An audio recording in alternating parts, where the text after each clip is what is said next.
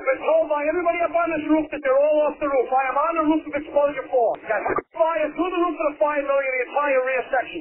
Now remember, given the payday, has he been accounted for? Okay. 610B, that was the name date, 610B. I'm here. We got a fire. 1.5-story, single-family dwelling. Fire shown from the 2nd floor. Give me a second alarm on this. Up to the top floor, I got people hanging out the top floor windows with a baby. Commercial building, a lot of fire, a lot of smoke. Go ahead and strike a 3rd alarm on my orders on this. Got people on the front fire escape here with windows vented below them. We need somebody up there. Yeah, let them know we got a job. I'm pulling up now. 2nd alarm, I got a 1-story single-family frame. Heavy fire showing from the attic. So we're using all hands. We got 1 line stretch, fire on the 4th floor, 2nd line being stretched. Primary searches are underway. Hey, welcome back to Old School. I'm Chief Rick Lasky, along with my buddy Chief John Salka, and we are back with another episode, another topic that a lot of you have asked about in some of our classes and some of our goings-on out there and everything else. But real quick, John, I know we're still working our way through this whole COVID thing. How are things on your end with South Blooming Grove? And I know we kind of get a little update each time we try to do these once in a while, but we just did a show with Chief Bobby Halt, and we talked a lot about this. But you guys faring well there in Orange County, New York?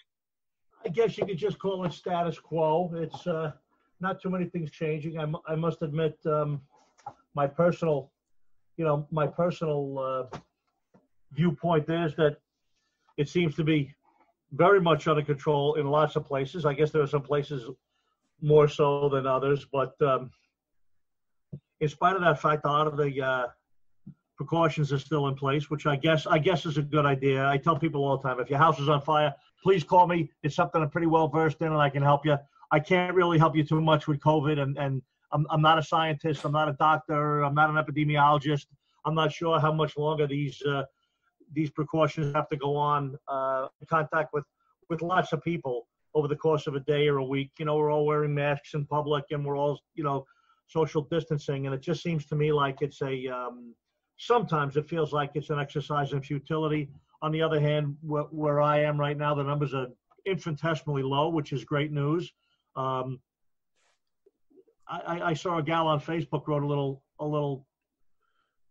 her little opinion the other day. It was actually bigger than a little opinion. It was pretty large, about 10 paragraphs. And her whole point was, so when is this over? So what is the success point? What is the finish line? Is it zero? Is it nobody? When we have a flat line in every state, nobody's getting the disease or testing positive. Well, let me interrupt. What's the reality of that? I mean, come on, really? That's what I'm saying. Yeah. So when you're on a trip, don't you have to know where you're going? There should be a finish line, a delineated finish line. When we get to this, everything is back open, and we're going to try and maybe institute some longer term protections or precautions, but this is what we're shooting for. But nobody really knows what we're shooting for. Cuomo is still adding states to New York State's list of states where if you visit, you have to quarantine when you come home. And we're down to like 5 people dying overnight, Well, and I feel so bad. Yesterday. I feel so bad. I'm like, God, you know how much we love New York City. We love New York and coming to visit you and Dawn and the family and going into Manhattan and going to plays and stuff and dinner and all that. Thanksgiving's coming up in a couple months, and then you have Christmas. I mean, that is just going to kill those businesses. If you're coming from out of state and you have to self-quarantine for 14 days, driving or flying, golly, man. I mean, I know we're, like you said, it's horrible. A lot of people have died. And I know we keep talking about the flu too, but, you start off by saying it so perfectly. What's the finish line? When are we, I guess the big thing is we got to get a vaccine. If we didn't have vaccines for the flu, we'd be doing the same thing. It would be, but then when you look at the facts of how many people take the flu vaccine, and there's only so many vaccines that work against so many strains. So who knows, buddy? But you guys have been crazy. You guys have been knocking off, drills and doing things, and guys are, running just fine. I know here, I've been kind of hanging with the, Wichita West volunteers and the guys and gals there, and just hanging out with them. And it's kind of a nice adrenaline rush for me. I'm having fun just sitting there going through the basics and listening to all that stuff. And they're doing drills, they're doing their things. And but for our listeners, you know, if you get a chance, make a little donation to your local volunteer fire department, because a lot of their fundraisers are taking a hit right now because they can't do mass gatherings a lot of places. So True. If you get a chance, you know what, write a check, do something, you know, drop them off some cleaning supplies, buy them something, but take care of them. But hey, how about for today's topic, John? Like I said, we've had plenty of people ask about this one before, and we talk about this in our Fireground Scenarios class and in our first due officer in the Company Officer Academy, is the deck gun. And interesting enough, I showed a friend of mine a video from New York City. I think it was in the Bronx. Yeah, it was in the Bronx. And second, third floor fire. Businesses, apartments and all that stuff. A business on the first floor. They pulled up and they went to work and they did their thing. And we were talking about, you know, whether you hit it from the outside or not. And I said, well, you know, and I've been with you enough and watched enough. Same thing in Chicago. If you've got one frame well involved and it's communicating to one on each side and fires through the roof, and you know, you guys are going to have to go with a large caliber stream offensive attack. You know, I know you guys aren't hesitant to use the deck gun, but if it's a couple rooms going or whatever, a floor, you guys are going to get after it. But a lot of people, John, aren't sure. I think I say this, a lot of discussions, you can see the uncertainty of when should they use the deck gun, when shouldn't they use the deck gun, worried about running out of water and all that stuff. So I guess maybe let's just talk about, you know, when you would use it, and then maybe some of the steps that we've talked about in class before when it comes to it. So let me ask you this, your first thoughts on, let's talk size up like we always do first. You're pulling up, we could separate it between you got a 2-story frame rocking and rolling, fire out the windows, maybe through the roof or whatever, exposure problems or, you know, that kind of thing, versus you got fire out a couple windows of that same building, versus we could talk commercial. What are your thoughts on when to and when not to use the deck gun? I guess that's the first thought, John. You know, talk about a tough question, right? I mean, it's yeah. It's like saying, you know, a cop pulling up to a robbery in progress. When do you grab the shotgun and when do you use the pistol? I mean, both of them can get the job done, right? And the same thing here.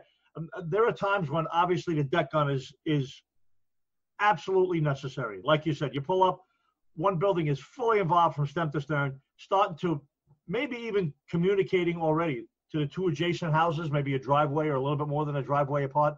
If you don't get water on both of those buildings, you're going to have 3 buildings on fire here in a minute, right, or maybe 3 buildings burned down.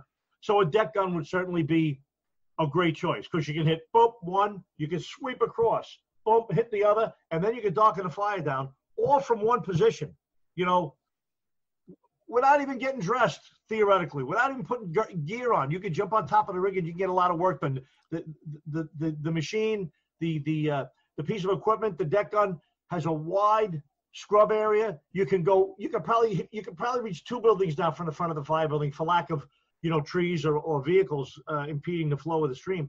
But there are a lot of times where I see, you know, YouTube videos and training videos and Facebook videos. There's a lot of times I see people resort to the deck gun where my personal opinion is they should be stretching a line through the front door and right, making this an interior attack. Right. Does it make it wrong? Absolutely not. Now, maybe in my world, on that day, looking at that, I'd say, no. Okay, guys, shut that down and get that line inside. That doesn't make it wrong for the players at that scene. Maybe that day, maybe they only get 2 guys on the rig or 3 guys, and maybe. So there are so many variables, really, and that being one of them, staffing. You got 3 guys on every rig in your city, and they're a big, organized, Class 1 urban fire departments that have 3 guys on a rig, 1 guy in the back, sometimes 2, but most of the time 1 guy in the back. You know, and they got 12 engines, 15 engines, and they're still arriving with 1 working firefighter along with a captain, right? Who knows? Maybe in some of those places you got to resort to the deck gun. Boom, give it a knockdown, shut it, and you know the line's waiting for you at the front door, and then you move in and make an interior attack. So gosh, the answer is, how the hell do I know? I have no damn idea. You know, I know what I would do. I know what Rick would do. I know what, you know, a lot of people would do, but a lot of people would do different things, and a lot of them would be correct for that situation? God, it sounds like such a cop out. Well, that no, answer, but no, I know exactly what you're saying, because you and I've said it plenty of times when we've been asked these questions on several different tactical platforms. Is you and I both said it. I guess maybe you got to show me the fire, show me the building, and I can make a better decision. Because, like you've said 1,000 times, every fire is different. Every scene's different. Everything from accessibility to what's burning to the type of occupancy. I mean, there's 100 things we need to be considering with that. So, but I wanted you to hit just like you did, John, because a lot of guys are like, well, when do I not? I'm like, well, and I've said the same thing. There's not really an easy answer for that. Each fire, kind of dictates to you what you need to do when you pull up, and staffing's a big issue. How much water you have is a big issue, and like you said, if you've got a frame and it's rocking and rolling, and I've heard you say this a ton of times, if you pull up and there's one building on fire, when you get done, you leave, there should only have been one building on fire. So in some cases, you have 3 people. About the time maybe you stretch a line, get whatever, or do what you got to do if you want to do it. Maybe the best thing is to hit it with the deck gun, slow it down. It'll knock down a crap load of fire. Do what you got to do to give yourself a chance to do a little catching up, because we're always behind the 8 ball. So I liked how you brought that up, because. And now here's another interesting point that we have not even mentioned yet, and not that it just came to my mind, but so now what about life? What about those same exact situations that you and I both just went through? What about engine 1? Be advised, we're not getting a report of possibly a child trapped in the second floor bedroom. That changes the whole scenario. Now a fire where you'd be absolutely 100% right to dump the booster into the front windows and dock the whole first floor down. Now suddenly you have a life in danger. Now suddenly you think, gee, maybe we're going to have to do an interior attack on this thing. Maybe we're going to have to go in with a hose line and see if we can penetrate to where this person is reported and maybe extinguish some fire at the same time. Maybe just as a life-saving.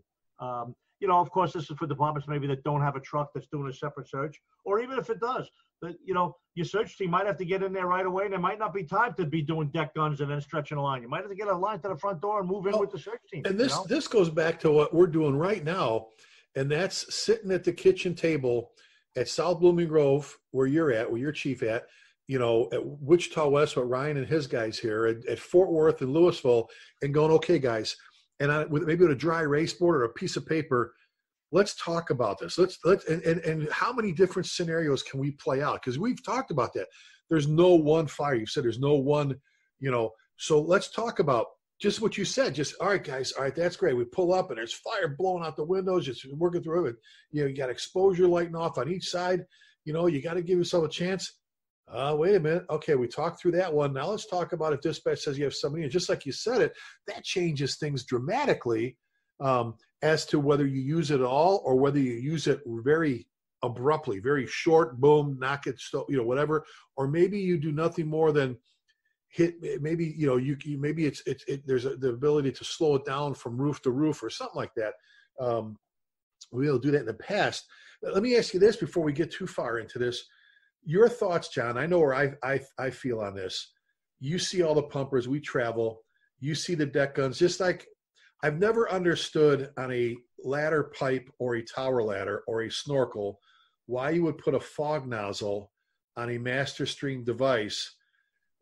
First of all, I've never liked somebody who parks $1 million rig as an exposure thing, like for when a tank, to control a tank that's getting ready to blow. I've seen people do stuff like you're out of your freaking mind. That's what a ground set is for and all that stuff, so on and so forth. But I've never understood, Sal Marchese used to say all the time, why'd you do that? It's already, whether you have it dialed to a straight stream or not, it's already a broken stream. Why not just put a straight tip on there?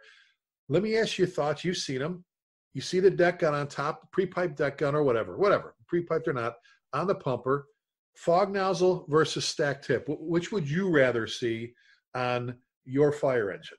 And you all the years in the Bronx and with everything else, but right. I mean, all my experience, any place I've been to a number of different fire departments. Actually, I've been a member of 4 different fire departments, 2 volunteer, 2 career. And one of them, if I remember correctly, a while ago, had a an adjustable fog straight stream tip on the piped-in deck pipe on the engine. Everybody else had smoothbore tips. Just look at Firehouse Magazine, look at engineering, look at news clips, look anywhere you want to go. Look at advertisements for apparatus. I don't know if it's a majority, but certainly as many people have smoothbore or stack tips, let's call them, that have adjustable fog straight stream. My absolute preference is stack tips for a number of reasons. The first one is, obviously, the stack tips gives you some flexibility. You can get tremendous reach with a smaller tip. You can get more water with a larger tip. But it's a solid bore of water. I think you actually get more gallons per minute.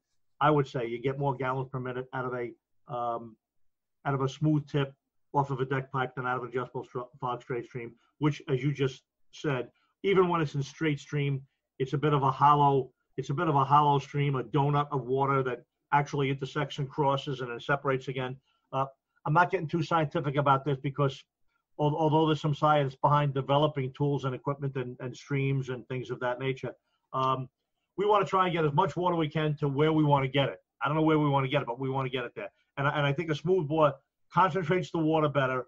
I think it gives you a little bit more water at that location.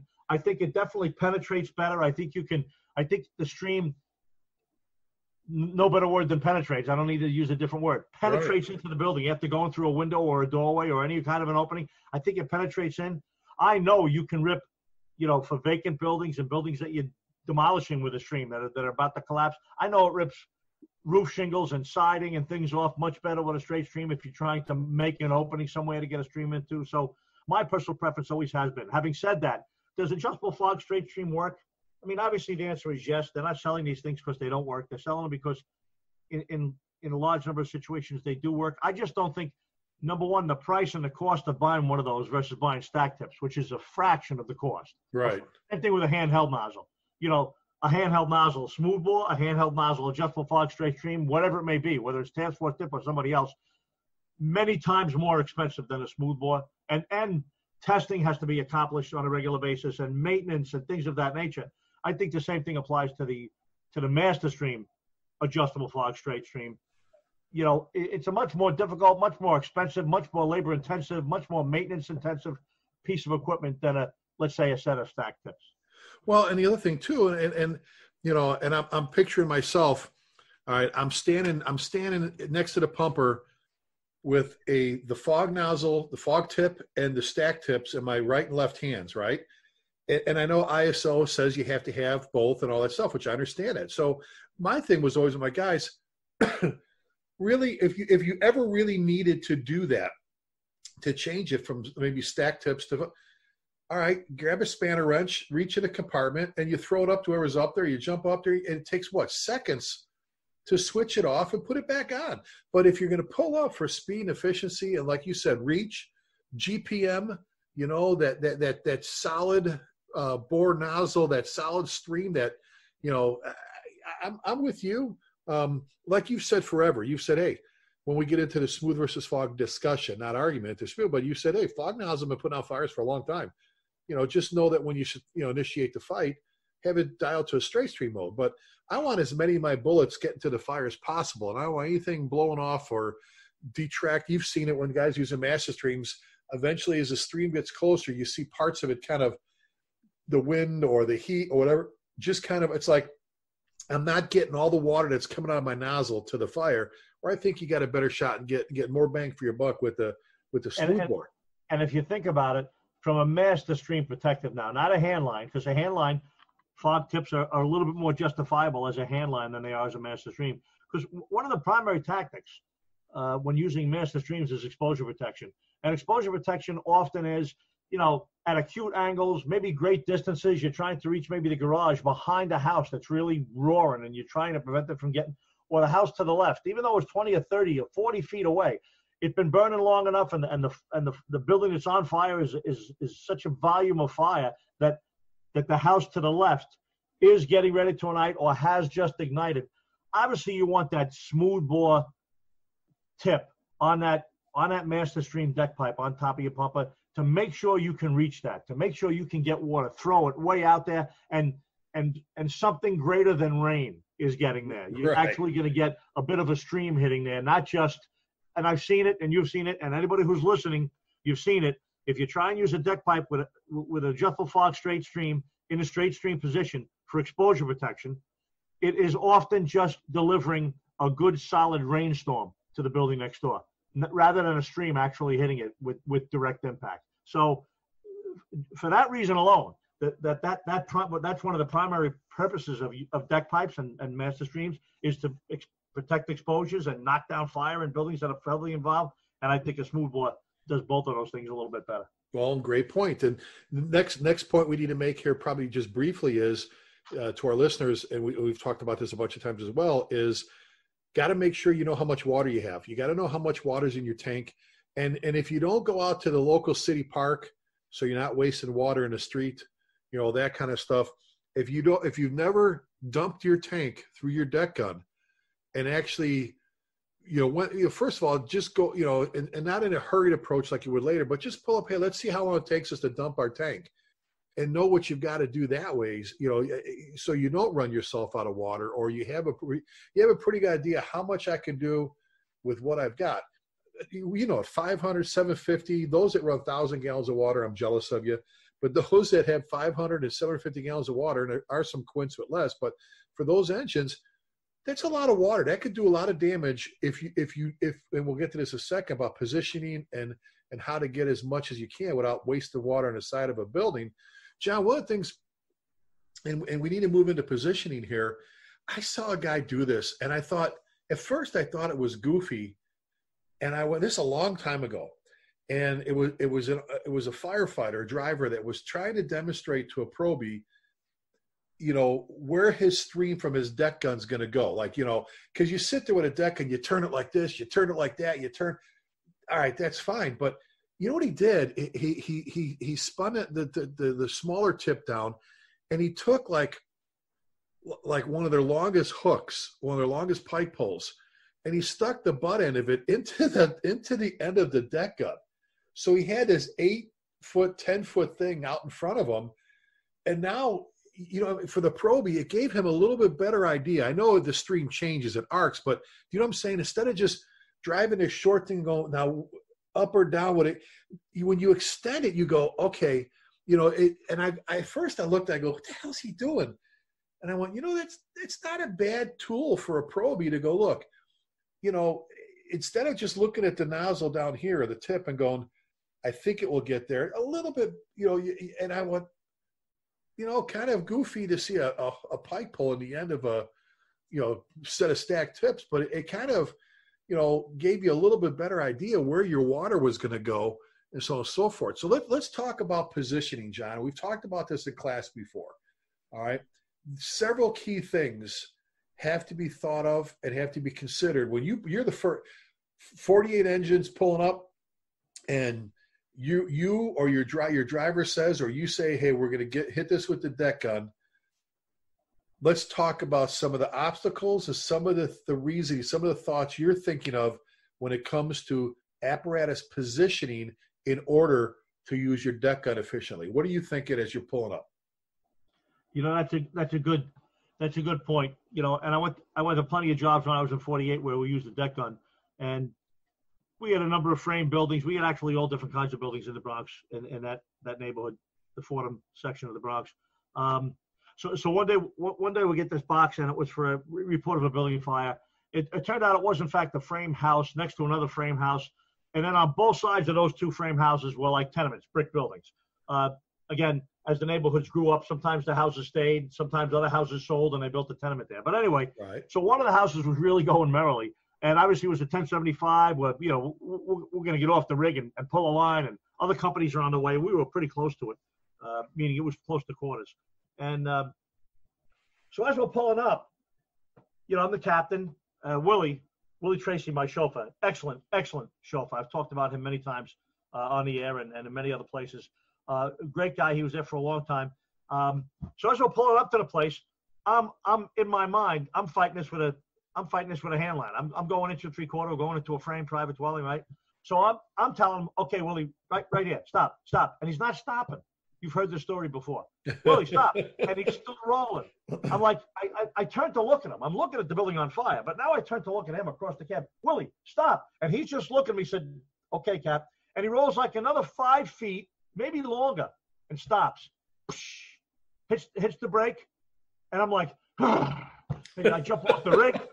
The guys are already pulling a line. They beat me to the back step. I'm walking towards the building. I'm on the radio.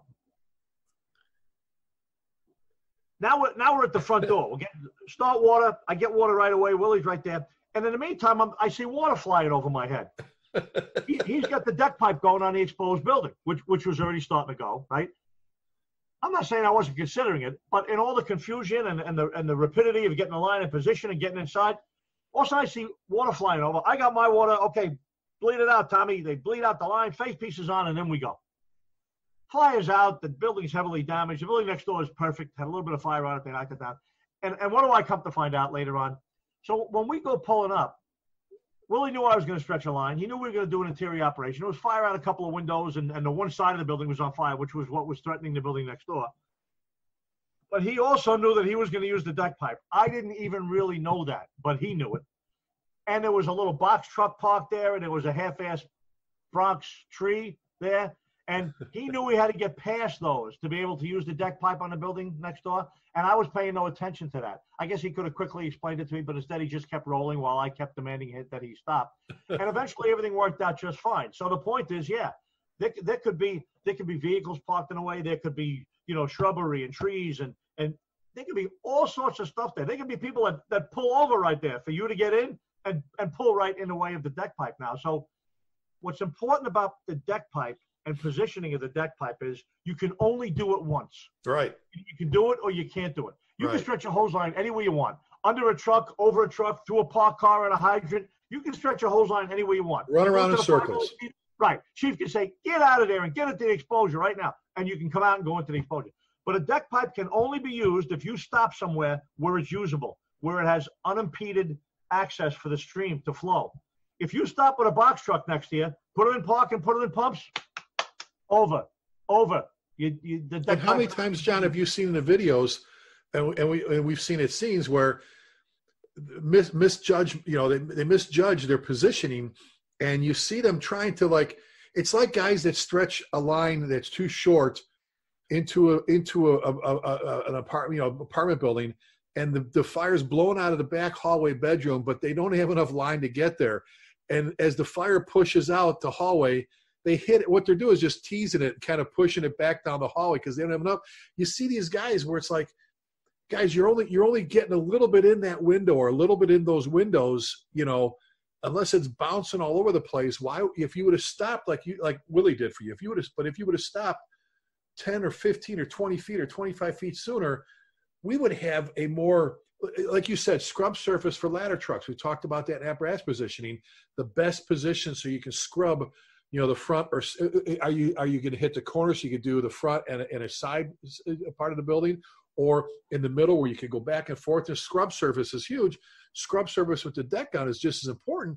And those are the exact same questions you have to ask you. There's no difference between a tower ladder pulling up and maybe using the bucket and the exterior stream and the elevator stream, or an engine pulling up and possibly using the deck pipe. And the whole problem here is the word possibly. Right. As I said, when I was pulling up, I was a pretty experienced captain in the FD&Y in a busy engine company, and I wasn't even thinking deck pipe when I was getting off that rig. Right now, everybody says you should be thinking everything. You should be doing a 360. You should use all your tools in a toolbox and all this other bullshit, right? But in reality, sometimes you're just thinking, let's go, get that line, and we're going to put this fire out, right? But luckily, I had a professional firefighting engineer, chauffeur, and he was thinking deck pipe while we were pulling up, even though I wasn't. That's why it's sort of like a teamwork up in the cab, right? Yeah. Your engineer, the guy driving a rig should be thinking just like an officer to some degree. Now, he might say, hey, Cap, hold on, I'm pulling up a little bit. I'm going to use a deck pipe. And that would have been fine, too. It would have made this a less interesting story, but that would have been fine, too.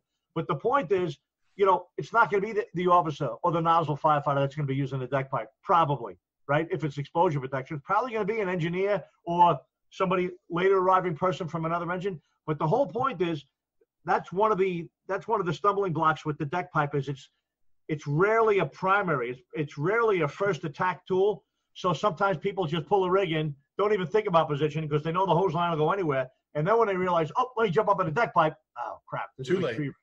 Right. Too late. Well, so we started off talking about when to and when not to, which is a big, big subject. And that's just a tabletop that, like you and I said, you just need to sit down and go through all your scenarios.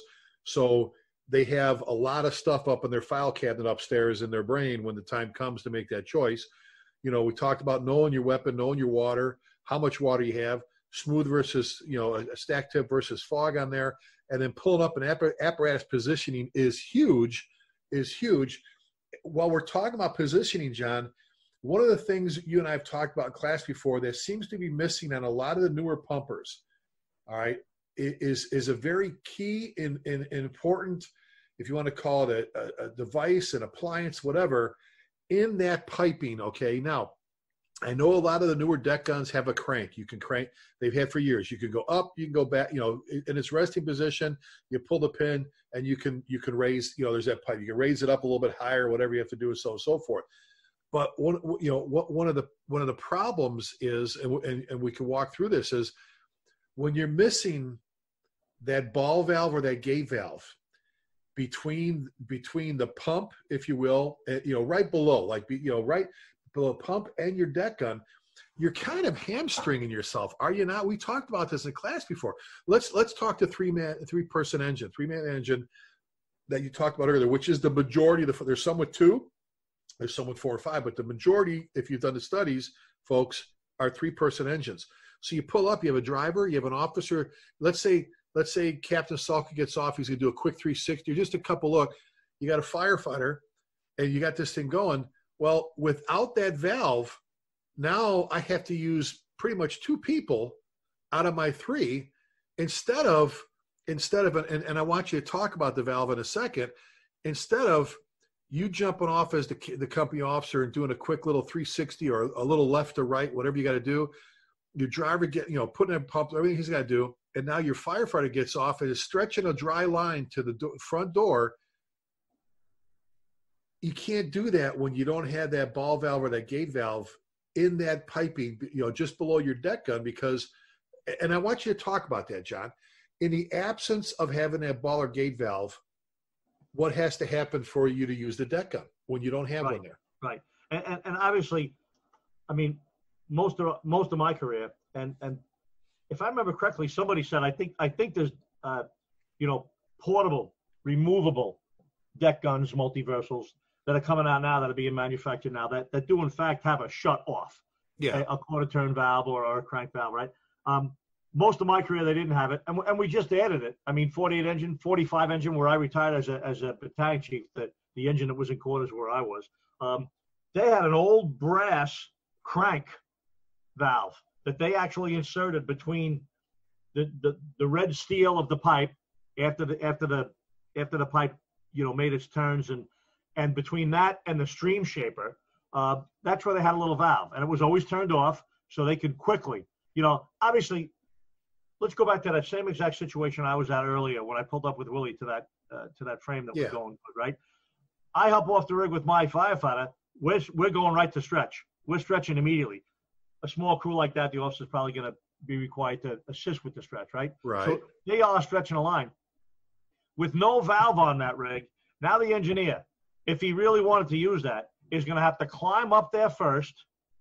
Most of them are locked in position facing forward, maybe down against a support rod or something like that. They're going to have to go up there, loosen it up, swing it towards the building, right? And then lock it in, and then climb back down and charge that deck pipe. The first 10 seconds, 15 seconds of water out of that deck pipe, there's going to be nobody up there directing it. It's just going to be locked in towards the building, wherever he locked it before he climbed down to turn it on. And most of it's going to be on the ground too, because when he has to crank up his, slowly fills up. Yeah, when he has to crank his RPMs up, it's going to hit the ground, up the building. You're losing water. So go ahead. So it's an awful waste of water and time and energy and firefighting resource when you do that. Add now a valve. Add a quarter turn ball valve to that same exact piece of equipment. And now captain and the firefighter off the rig, starting to stretch a hose line. They call for water. You give it to them. Then you immediately climb up there. Or you charge it first, excuse me. Then the engineer charges the deck pipe. Boom, it's charged. Nothing's happening. He climbs up, loosens up all the controls, swings it around, and when he gets it right to where he thinks he wants it, quarter turn ball valve, he can open it very quickly because it's a quarter turn rather than a crank, right? Rather than a wheel.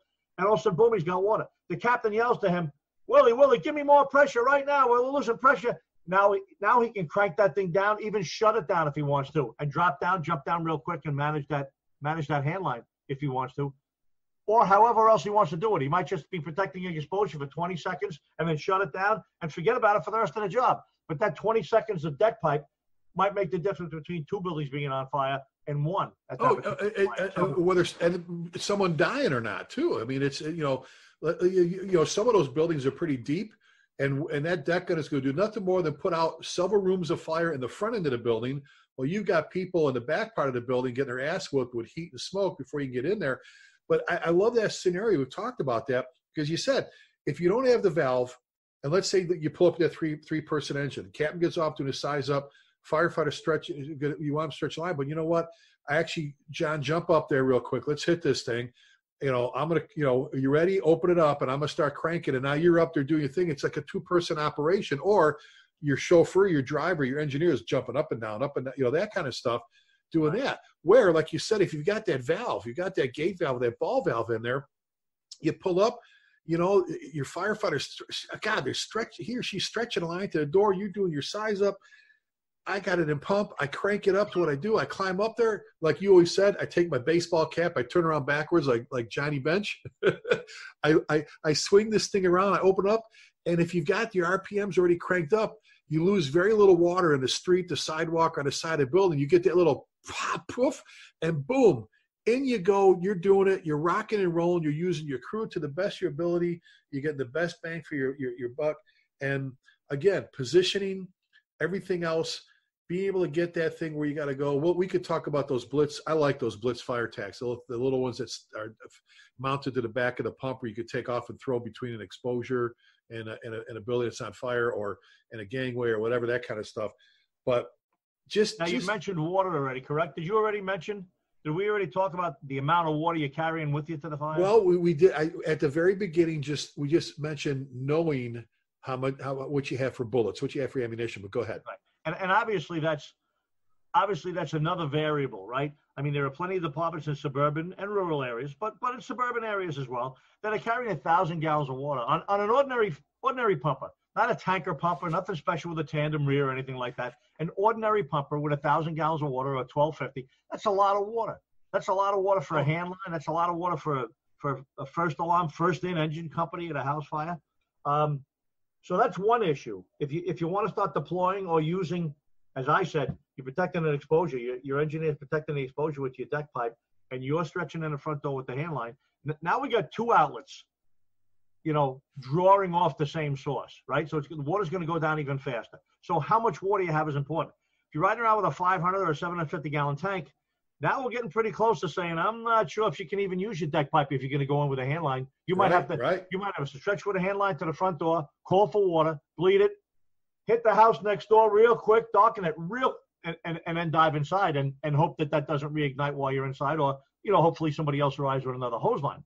So how much you carry is one limiting factor with water. And the other limiting factor is, now there could be companies that only carry 500 that can easily use the deck pipe. Why? Because their staffing is good. Because they stop at a hydrant on the way in, they lay a line down the block. By the time they hit the break in front of the building, the water's at the back step at the hose clamp. And the fourth guy that they dropped off at the hydrant is joining the team at the front door. Now they have unlimited, municipal water supply, even though they're only riding around with 500.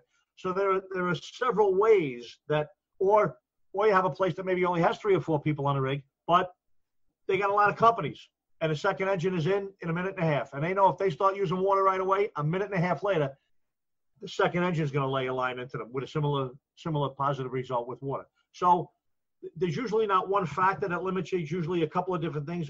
There's usually a couple of different ways that you can solve a problem. And a water problem can be solved in a number of ways. Like I said, either carrying enough water around, or having somebody, a good municipal hydrant system that when you're on your way in, you're dropping a line, and by the time they're pulling a line off, your supply line is charged. Wait. And we've said this plenty of times. It's about knowing the enemy, which is your building. The fire is the ammunition the buildings use, but knowing the enemy, we could just combine them here: the fire in the building, and knowing your weapon, knowing how many bullets you have in the gun, which is your water, and knowing how quick you're going to go through that ammunition with what you're trying to do tactically, to the situation that presents it. And water supply is huge, knowing what you've got and making that decision. Again, on the way in, if you turn the corner and go, as you're pulling up, if you didn't forward lay in or you didn't know or whatever, that may, if you only have 500 gallons of water, I'm really not going to this is just me, I'm not going to stretch inside knowing that I have a deck gun at so many gallons of water per minute that even if he only gives it a quick, he's going to throw half of it into the building before I even get in there. Right. And if I have that much fire to begin with that I'm thinking about using a deck gun, I don't know if I want to commit yet. Like you said, lots of ways to fix water problems if you're thinking I need water. Now here's another little story. Where I live up here in Orange County in New York State in the Hudson Valley, the city of Newburgh is here. It's a municipal department. It's a small urban area. Good firefighters. Great firefighters. Fires, just about every day over there.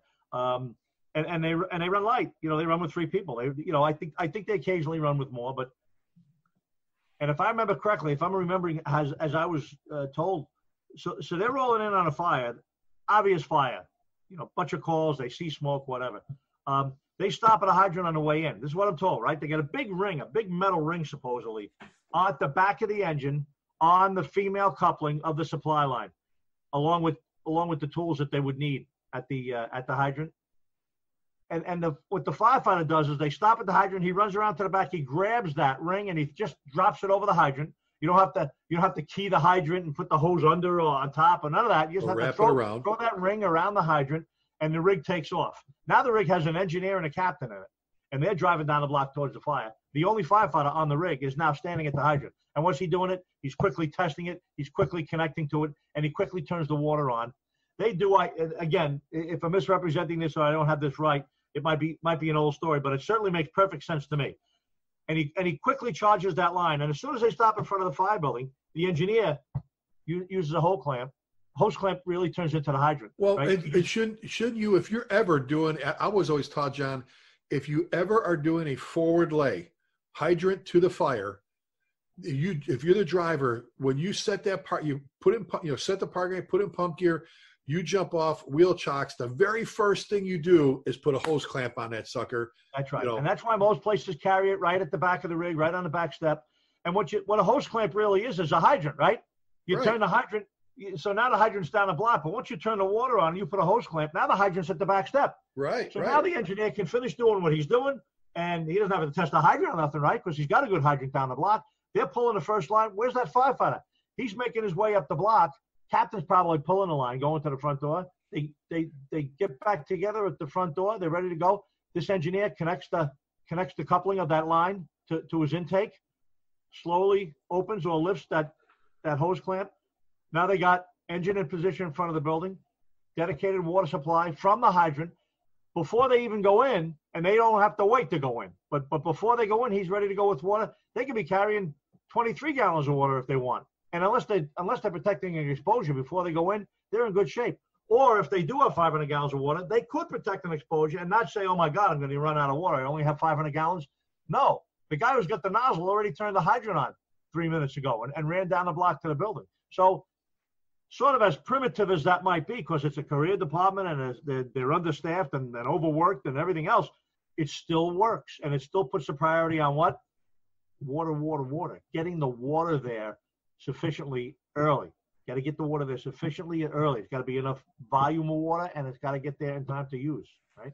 Well, another great weapon of choice, not as used as much as I think it could be. But again, I think the key out of everything we talked about, and I think we brought up some great points, John. I think the key is the tabletop, sitting at the firehouse and talking through all your different scenarios like we do all the time. You know, we did it the other night at Wichita West. We just sat around, we talked tactics, we talked lines, we talked how much water and all that. And because, you know it, the guy or gal that's got 20 years with your department is sitting there going, they're nodding, going, yeah.